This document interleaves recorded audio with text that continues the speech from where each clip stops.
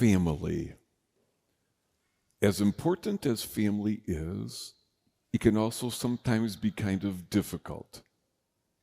For many, a sense of humor helps. Dr. Ira Byock, a pioneer in helping us understand hospice ministry and end-of-life care, someone whose work I studied when I was working a lot on bereavement, once said, "I have always thought the term dysfunctional family is redundant." Poet Mary Carr put it this way: "I think a dysfunctional family is any family with more than one person." In any case, whatever the size and shape of our own families, today we get a rare glimpse into the family of Jesus. Now, we typically think of his nuclear family, Mary, Joseph, Jesus. But today we get a bit of perspective about his more extended family. Guess what? It wasn't pretty, at least in this moment. Our gospel today tells us that when Jesus' relatives heard about what he was doing and the huge crowd following him, they said, quote, "He is out of his mind." Doesn't sound like it's going to be a particularly fun Thanksgiving dinner, huh? How about our families? For us, there are really two basic kinds of families. The first is the family we started out in, who gave us birth, those with whom we grew up. Sometimes that is a single-parent family. Sometimes there's a mom and dad who are married, perhaps there's siblings. Maybe there's an intergenerational family, perhaps grandma or grandpa or cousins live in the home. First, the family we grew up in. Secondly, the second is the family we choose. Now, later in life, this for many includes marriage, sometimes kids. For others, it's communal living, like in a religious order, or for me, a church family, right? This family also includes friends we choose, right? People we love in some ways, like a mom or dad or a brother or a sister, right? And one of the gifts of the welcome retreat going on right now is, I think these women will realize they have in each other a family of choice to whom they can turn and with whom they'll walk the way along the journey. Now, these two types of families are not mutually exclusive. I'm blessed that my siblings are also, in a number of very real ways, also among my friends. But here's the important truth. Good families do not simply happen, they are made. Good families of both type take work. How can we make the family that we desire happen? I mean, there are many things. I'll just briefly suggest 5 of those. One, for any loving family. One, it seems obvious and unnecessary to say, but unless there are some extraordinary circumstances that prevent this, we'll never have a family that's loving without actually spending some time with them. Now, with the pace of life these days and with the ubiquitous and addictive nature of cell phones, I get that that's tough to make happen sometimes. 2, there has never been an authentic family which doesn't sometimes have tension, struggle. So secondly are these decisions we make about how we communicate. How can we do this better next time? Maybe we need words like, "I'm sorry, I forgive you." What expectations do I need to change in my own head about what's realistic, etc.? 3, every family needs the grace of God. And when we intentionally connect with God, with other family members, by that I mean talking about Jesus and talking to him, it truly deepens the bond and vitality of any family. 4, might not think this, but it's true, remembering that there is a bigger world beyond our own immediate family. Remembering that we are to love the bigger family of the world with whom we are connected helps the immediate family.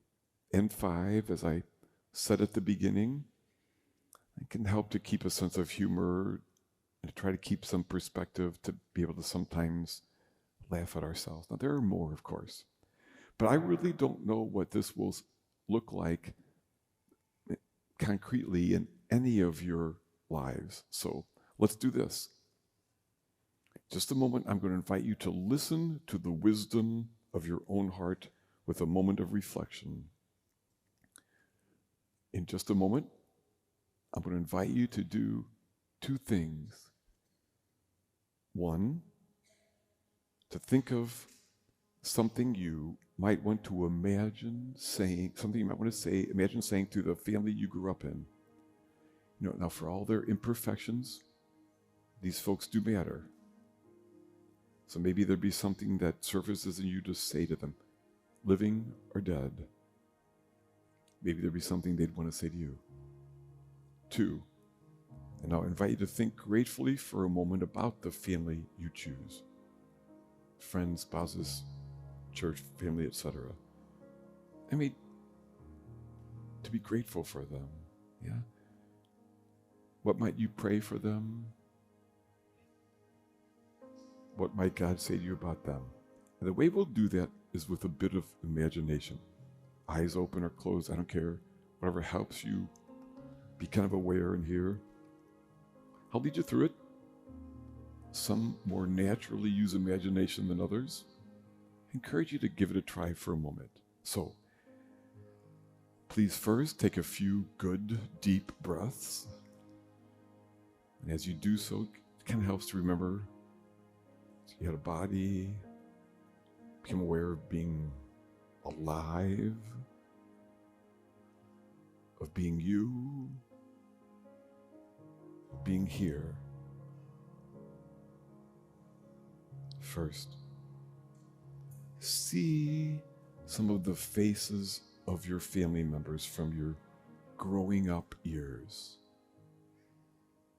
You'll see mom or dad, maybe sibling, alive or dead.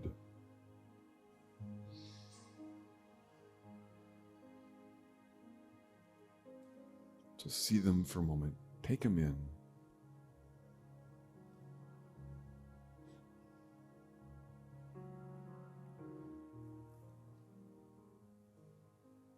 If you could say one thing to any of them or to all of them, what surfaces to say?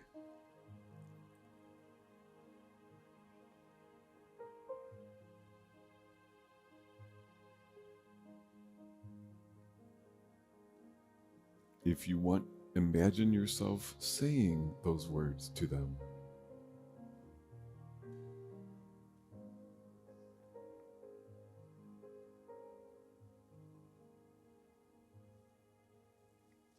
Maybe there's something they would want to say to you. What might they say? Maybe imagine that.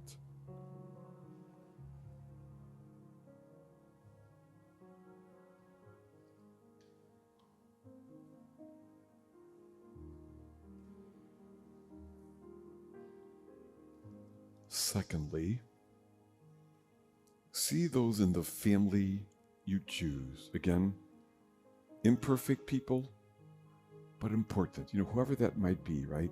Spouses, kids, community, friends. I mean, to whom would you turn if you were scared? If you had good news, whom would you call? As you picture them, is there any prayer for them? What might you pray? Just see them.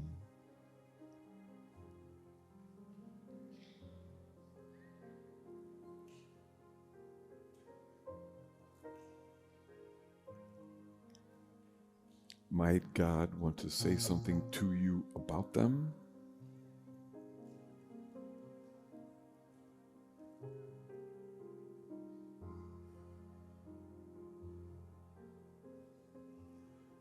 Now, if you closed your eyes, please open them again. Become aware of being here. As I mentioned, I know some people use imagination more readily than others. If there was any blessing in it, I'm glad. It's brief. You could go back to it if you want to, do a little bit longer. If that was difficult or you fell asleep, it's all right. It's still true. The work of family is both a gift and an ongoing effort. Family was important to Jesus and sometimes tough. He gets that family is important to us and sometimes tough. And Jesus cares for our families. Today we ask that we might be given the grace we need to be grateful for the gift of family, and the graces we need to love our families well.